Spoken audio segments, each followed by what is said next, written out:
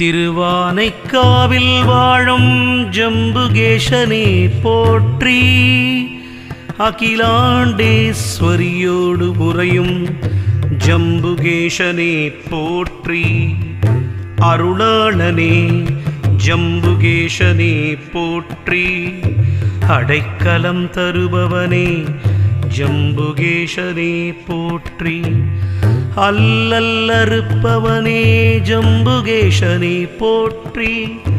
அடியாரன்பனே ஜம்புகேசனே போற்றி. அகத்துள் உறைபவனே அப்புலிங்கனே போற்றி. அகந்தை அழிப்பவனே ஜம்புகேசனே போற்றி. அற்புதம் செய்பவனே ஜம்புலிங்கனே போற்றி. அபயம் அருளிடும்